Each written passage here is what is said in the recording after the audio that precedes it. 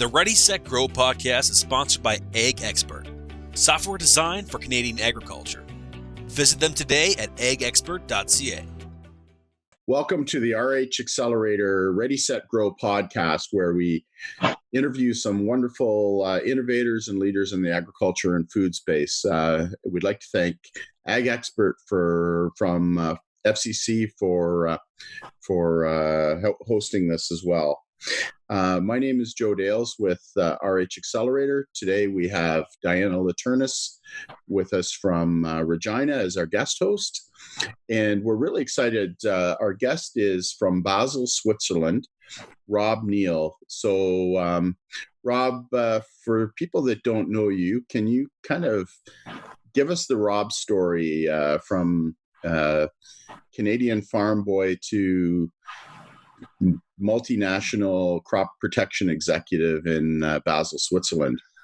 Okay, Joe, that's a long story at this point in time, so I'll try to keep it really short. But yes, I grew up in a farm in eastern Canada, just outside of Ottawa. My father actually moved us there at the age of 14 from the city of Ottawa. You can imagine what a teenage boy thought about moving from the big city to a farm.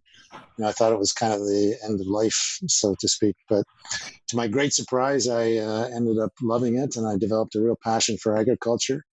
And consequently, I went to the University of Guelph to study ag and got my first job 1982 in Alberta. I was working for a company called Velsicol. And if you're old enough to remember that name, you're dating yourself pretty well. But most people would still recognize the product that Velsicol made, which was dicamba. Was a very important product then, and remains a very important product today. And to kind of speed it up, after many mergers, Velsicol became Sandoz, Sandoz became Novartis, Novartis became Syngenta. I ended up as the global head of marketing for Syngenta, based in Basel, Switzerland, which is why I'm here today, why I live here today. During that career, which was almost 40 years with Syngenta, I did 2 times positions in the United States, twice in Switzerland, also in Brazil. I was the head of marketing there, and also in the UK, I was the head of marketing there. And I loved all of those assignments, all of those places. It was a great opportunity. I don't know how it went by so fast, in fact. But in 2019, I hit 60 years old, and I decided to do something different. Syngenta was and is a great company, and I had a great job. As a global head of marketing, you can go anywhere and do practically anything. But I had been doing it for 11 years, and I realized that was what I was going to do for the next several years. And I wanted to do something different. So I stepped out of Syngenta and decided to work at the opposite end of the spectrum, from one of the world's largest agribusiness firms to working with startups. So today I'm a board member or advisor to several small startups, always in ag. That's my passion. And mostly those companies are in digital ag tech or in biologicals, which are 2 areas that I'm quite interested in at the moment. Thanks, Rob. Can you tell us a little bit more about Gamaya and some of the other ag tech companies and the projects that you're working on? Sure. Gamaya is a Swiss company. It's based in Morges, so the French-speaking part of the country. Very talented, though, international team. And their business is remote sensing. So we work with drones and satellites to provide imaging to farms. It was founded 6-7 years ago by people that wanted to bring hyperspectral imaging to agriculture. And hyperspectral is a very advanced form of digital imaging. And today, Gamaya is focused in Brazil, in sugarcane and soybeans, and also a little bit in India in sugarcane as well. Besides them, though, I'm also working with another digital company in Canada called UCO. I think you've had Keaton and Avi on this program before. But a young, very ambitious company based out of Toronto. What they do is disease and insect prediction. They're a great team with a super analytics platform and very compelling grower value propositions. I think they'll do very well. And I kind of like to say that both these companies are sort of in the same business, because The business, I call it, is the problem identification business. In Gamaya's case, they detect existing problems in the field using imaging data. And in Yuko's case, they predict problems in the field using weather and other field data. Both help the farmer make better management decisions, identifying problems that need to be addressed. Then another company that I'm working with, very exciting, I call it a disruptor, is M2I from France. And they're in the pheromone business. And why is that disruptive? Because pheromones have been around actually in the business longer than I have. But what they've done, they and a couple of other companies, has helped reinvent that whole space by bringing a lot of new technology and formulation and delivery technology to the business, and that's enabled pheromones to really play in the mainstream, and it gives them great potential for growth in the future. And they're going to be a very successful business. And then a fourth company is Enco, out of Boston or out of Eastern United States. And they're not digital nor biological, but they're a synthetic chemistry company, but doing discovery work with a very different approach, adopting techniques from the pharmaceutical business that will enable them to design and develop new synthetic chemicals that will be able to meet the very demanding standards of the regulatory and farmer of today. I'd like to dive into, some of the differences you see. You've gone from one of the great multinational companies of the world to now a very, series of small startups. What, operationally and culturally and just, from your perspective, what are some of the differences and challenges being small versus large? Well, actually, that's a great question. You always hear that the grass is greener on the other side. And when I left Syngenta, I was leaving a great big company with a very established structure and system and processes. And you probably would think, well, the bureaucracy will be a lot different, a lot less on the other side. In fact, they do have less bureaucracy, but they've got a lot of other issues as well. So the grass isn't greener on the other side. It's just different.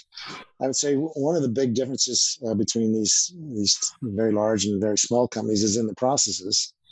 One has processes that are probably not very efficient and need to be improved in order to make the organization more agile and more effective. And the other doesn't have any processes at all and needs to develop some of them to make themselves more agile and more efficient. So you can figure out which is which. But, beyond that, they actually face very similar problems: how to reach the customer, how to create differentiation, how to get themselves known, how to build trusted relationships with partners. So in many ways, it's not that different, actually. It's just the size. So. That's good information, Rob, because, you think that they would be different just based on size, but that's good to hear. Do you have any ideas in Edgar tips that you would give to early stage companies that would be developing in these spaces, or even marketing tips that you would give them? Sure. Well, there's a couple things that I could point to thinking about startups and small companies. First of all, in terms of marketing, this is something I see is commonly not done very well. Make sure you understand the value that's being created by your technology for the customer. And you really need to calculate it down to the last penny for every segment that you're going to be operating in. And not only that, document every assumption that calculation is dependent on, because you're going to need that later on. Those assumptions are going to change. Your business case is going to change. And you really need to understand what's going to happen with your business. And also, when you come time to explain your offer to the farmer, you're going to have to be able to explain to them in terms of how much value will it make for the farmer. You'd be surprised how a lot of people don't do this. I think it's because it's largely a technology business. So the first thought is let's work with the technology. Let's try to make it work. Let's do some trials. Let's test it. Let's refine it. Let's do it again. And sometimes, you can make the mistake that 2 or 3 years go by before you've really ever thought about the commercial impact that will have on the customer. And if you haven't, you could be in for a bit of a surprise if you can't explain to the customer what the value that your product doing for them or creating for them, you shouldn't be surprised that they just try to bargain you down to the very bottom price, because from their perspective, they want to make it as risk-free as possible. So that's really important. In fact, I used to tell that in Syngenta as well. That's extremely important to get the value creation understood. Second point I would say is it relates to partnering. And when you think of startups and small companies in agriculture today, there's a lot of commonalities or differences in their technology, but one common issue is that they all struggle to get to market. They don't have the scale, and they don't have the critical mass. So they all look to partners, or many of them anyway, are looking to partners like big companies like Syngenta to as an efficient way to get to market. And some advice on partnering. One is, first of all, make sure you know who the stakeholders are in that partnering company, and know all of them, not just the one that you're negotiating with or the project manager that you're going to be dealing with, not just the headquarters people, but really get to understand or know who the stakeholders are across all the functions, and particularly in the countries that you're going to be operating in.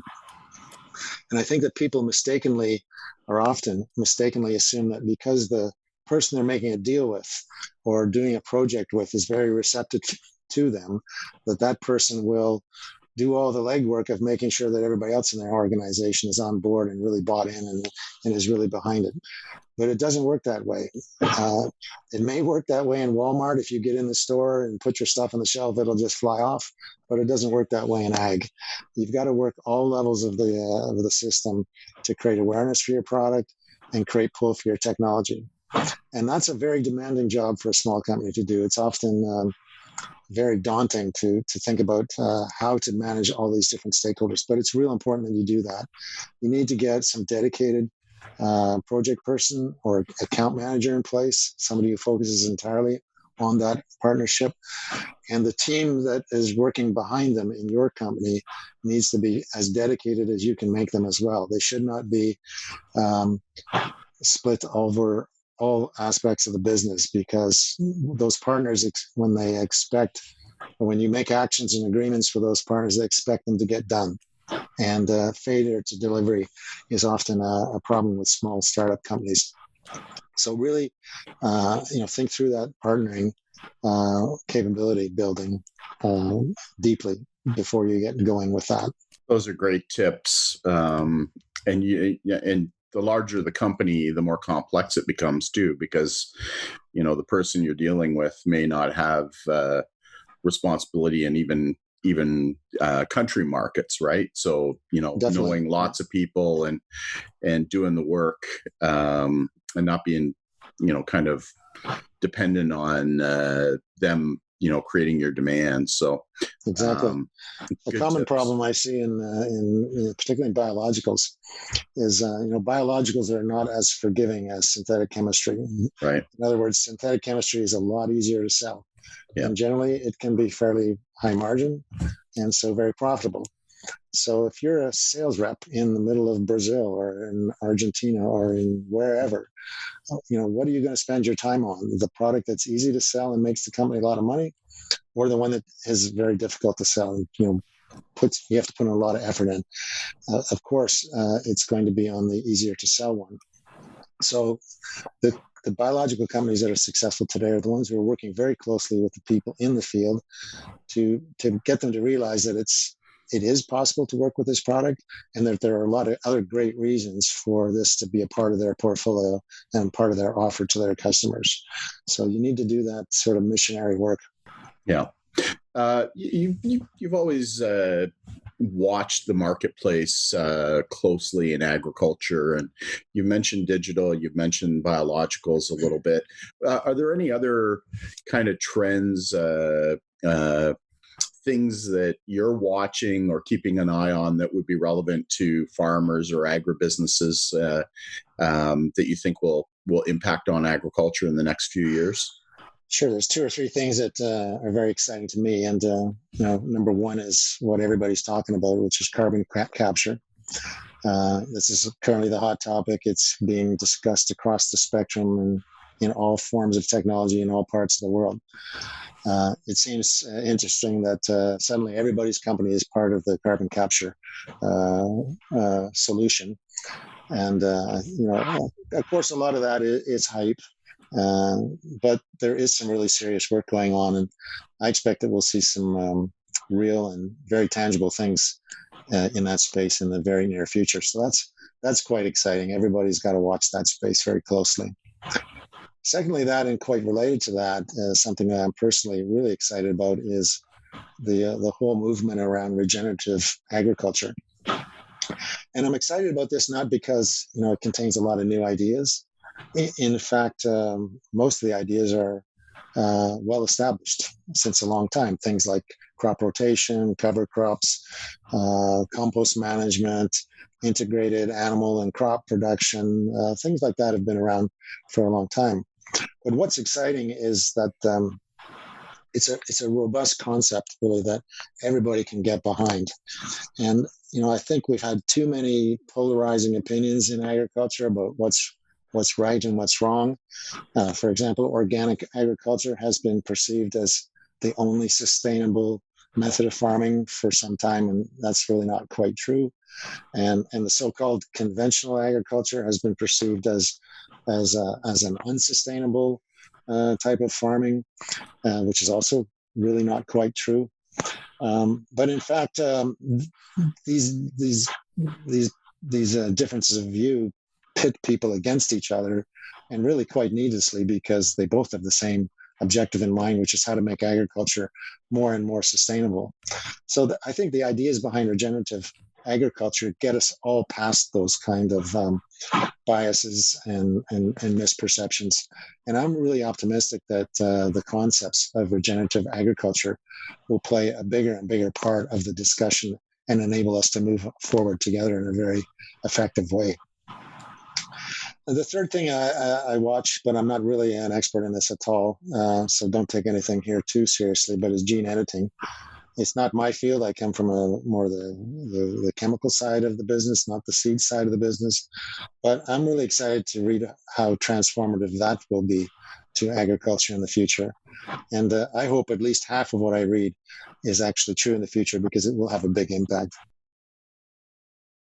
So those are three things that kind of keep me tuned in. Thanks for that, Rob. It's so good to hear about, the carbon, they're taking care of the environment, regenerative agriculture, but working for a big chemical company and looking at regenerative ag, can you give us some of the lens of what they're going through right now in terms of this whole change in conventional agriculture and how that's going to impact them?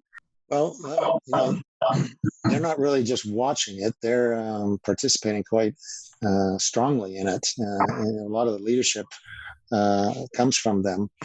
And for some very good reasons. First of all, they need to transform their businesses. So they need to invent or be a part of new things. So this whole new world of digital and biological is not foreign to them. They're embracing it themselves.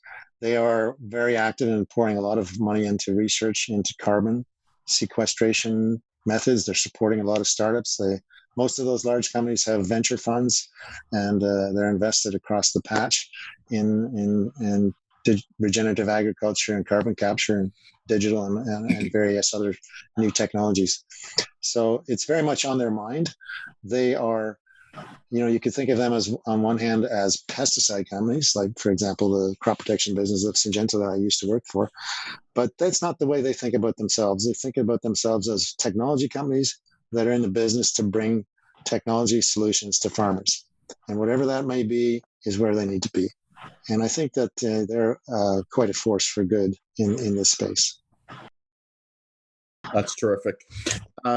We've all stopped traveling these days, or we're sure not traveling very much except for on Zoom. What's the outlook for agriculture in Europe from your perspective? Getting through this last crazy year plus. Well, I don't think that COVID has had much of a different impact in Europe than elsewhere. It's had a great impact, of course. farming and agribusiness has done well in 2020 in general. So you can almost say that COVID hasn't been a huge factor, although of course it's had its effect. Mm-hmm. But when you think about Europe in particular, the big topic these days is the farm to fork strategy that the EU put out in late 2019, early 2020. And this has some very specific and very dramatic goals, such as a 50% reduction in the use of synthetic pesticides, such as a 20% reduction in the use of fertilizers. 25% of land, farmland, has to be converted to organic farming. These are very profound, very impactful goals. I think the jury is still out on how these will be actually implemented or executed, but they nevertheless are having a huge impact on not only the discussions about the strategies and the investments of companies operating in Europe. Personally, I think, or I hope, that they fine-tune that a little bit more to think more about regenerative agriculture, because it's not entirely in line with those principles, although it does, of course, have many of them in there. But that's the big thing in European agriculture today. Thanks, Rob. There's probably a lot of early stage companies and different people watching that are just getting started in the ag tech business. Do you have any tips that you can give for them in terms of what to look for or what to do to get started? Anything from your experience or perspective that you can share? Sure. A couple of points that have always helped me in my career. And this first one is made a little bit difficult in times of COVID, where contact and the ability to travel is restricted. But I think it's real critical that when you can get out there, that you get out there and you meet customers and you spend time with them. You try to learn from them how your technology affects their operation, farmers, I'm thinking. What their pain points are, how they try to address that. So this is critical. A lot of people in agribusiness today don't get many opportunities to visit customers and to really see what's actually happening. But I guarantee if you make time to do that this will pay you back over and over again in the course of your career, simply because other people will not be doing it, and you will be gaining a lot of knowledge, a lot of advantage over the course of time. So when you travel, when you do get to travel again, if you're going to a meeting in another city in another part of the country or to another country, don't just go to the meeting, go to the hotel, and then fly home. Try to figure out a way to get an extra day in the field and spend some time with customers. It will be really rewarding to you, not just financially rewarding in terms of your career, but personally rewarding for you to see how your technology is working. And secondly, I think coupled with that is try to develop your observation skills and learn to think laterally. What you see is not what it really is, and it will not be that way in the future either. And here I can give you a nice example of my own learning from early in my career. In the early 90s, I traveled to Poland with a colleague from Basel. And this was just after the fall of communism, and you can imagine that things were not as well developed in the eastern part of Europe as they were in the West or in North America. So we pulled into this retailer to visit him, and we were sitting in the reception area while he was finishing another meeting with some other people. And I was looking around this retailer, and it was really quite dingy and dumpy, and there wasn't anything nice about this place. And in my mind, I was thinking, boy, this guy's not going to go very far. I've seen some pretty nice retailers in other parts of the world that could teach this guy a lot. My colleague, though, who thinks a lot differently, he was also sitting in that same room looking around and having a totally different conclusion. He picked up a couple of magazines off of the table and he said, "Look at this, Rob. Look at this. Catalogs. These guys are looking at buying fax machines and machinery and computers and printers. They have ambition. They're going to grow. Put two and two together." And he was right. So you got to look for the non-obvious signs of what's happening, and to be able to really appreciate what's going to happen. And that was a great lesson, which I've tried to follow for the rest of my career, to think laterally. And so those two things I think are really have helped me a lot in my career, among other things. But we don't have forever to talk about that. Yeah, we'll have to have you back another day to keep learning. And thanks for sharing. I enjoy those tips, and yeah, I love getting out, seeing farmers around the world. They all do things differently because they have their own environment and their own situation, but it always comes down to getting a crop in, protecting it, letting it grow, and then getting it harvested, and then hopefully making money in the marketing side. So it's amazing to me, large, small, it doesn't matter the crops. There's a lot of similarities. Any other final thoughts or things you want to share with our audience before we end this episode? Sure. I would say, if you're somebody who's just entering agriculture today, whether it's on the farm or in a startup or in an established company, be very excited, because the journey is just beginning, and it's going to be great what happens in agriculture over the next coming decades. So you have picked a really good industry to work in. Yeah, great advice. And I always figure people will want to keep eating for the next few years. So there's good job security there for our space. If people want to connect with you, are you on LinkedIn or any of the social media? Oh, yeah, definitely. You'll find me on LinkedIn, and I'm certainly willing to connect with you. If you have questions about these kind of things, just drop me a message, and we'll probably pick it up on WhatsApp or email offline from LinkedIn, but certainly willing to engage with anybody that would like to know more. Great. Well, thanks for joining us, Rob, and good luck with all your new projects. And we know you're going to be successful there. Thanks, Diana, for joining us as well. And we appreciate all the feedback and the support we're getting from our audience, sending and retweeting and pushing out these videos. If you have any questions, give us a call. You can find these podcasts on rhaccelerator.com under the Ready, Set, Grow podcast link, or on your favorite podcasting platform as well. So until next time, thanks for joining us.